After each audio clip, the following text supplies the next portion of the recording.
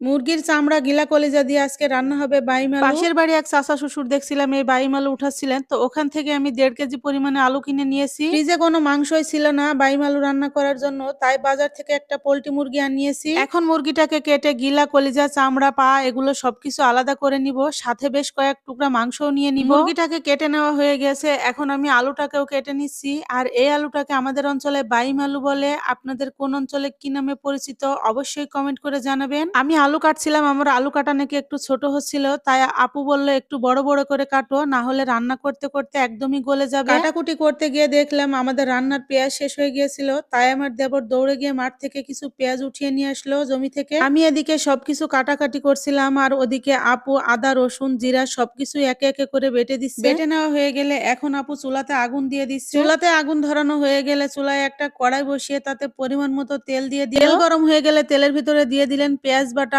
আদা রসুন বাটা, দারচিনি এলাচ, হলুদের গুঁড়া, মরিচের গুঁড়া সবকিছু একে একে করে দিয়ে দিল। এখন দিয়ে দিলেন ধনিয়া গুঁড়া, স্বাদমতো লবণ, জিরা বাটা সবকিছু একে একে করে দিয়ে দিল। আর এই আলুটা কিন্তু মুরগির মাংস দিয়ে রান্না করলে খেতে বেশি মজা লাগে। এই তো আপু মশলাটাকে খুব সুন্দর করে কষিয়ে নিয়েছে। এখন কষানো মশলার ভিতরে কেটে রাখা মুরগির মাংসটাকেও দিয়ে দিল।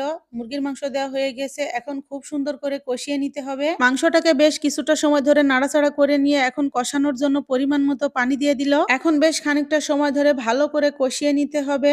আর এই তো একটু ঝোল ঝোল থাকা অবস্থায় কেটে ধুয়ে রাখা বাইম আলুটাকেও দিয়ে দিল। এখন আবারও মুরগির মাংস আর বাইম আলু একসাথে করে বেশ কিছুটা সময় ধরে কষিয়ে নিবে। আর এই আলুটা কিন্তু আমাদের পরিবারে প্রায় সবগুলো মানুষেরই অনেক বেশি পছন্দ। এই আলুটা কিন্তু মাছ দিয়ে, ডিম দিয়ে, মাংস দিয়ে সবকিছু দিয়ে রান্না করা যায়, কিন্তু আমার কাছে মুরগির মাংস দিয়ে খেতে বেশি মজা লাগে। আলু কষিয়ে নেওয়া হয়ে গেছে, এখন আপু ঝোলের জন্য পরিমাণ মতো পানি দিয়ে দিল। এই আলু রান্নাতে কিন্তু ঝোলের পরিমাণটা একটু বেশি রাখতে হয়, তার কারণ তরকারি যখন হয়ে যায় তারপরে রেখে দিলে আলুটা কিন্তু সব ঝোল একবারে শুষে নেয়। আর এই তো আপনাদের সাথে গল্প করতে করতে কিন্তু আপুর আলু রান্না প্রায় শেষের দিকে, এখন নামিয়ে নিচ্ছে। আমার শাশুড়ি কিন্তু এই আলু প্রতি বছরই আমাদের বাড়িতে লাগায়, আমাদের বাড়িতে এবার অনেকগুলো হয়েছিল, সবগুলোই খাওয়া শেষ, তাই এখন পাশের বাড়ি থেকে কিনে খেতে হচ্ছে। এই তো রান্নার ফাইনাল লুক দেখুন কতটা লোভনীয় লাগছে। আপুর আলু রান্না শেষ হয়ে গেছে, এখন আমি বাকি যে মাংসটুকু ছিল মুরগির, ওই মাংসটুকু রান্না করে নিচ্ছি। এখানে আমি মুরগির মাংস রান্না করছি, আর ওদিকে আমার শাশুড়ি চালের আটা রুটি তৈরি করছে মুরগির মাংস দিয়ে খাওয়ার জন্য।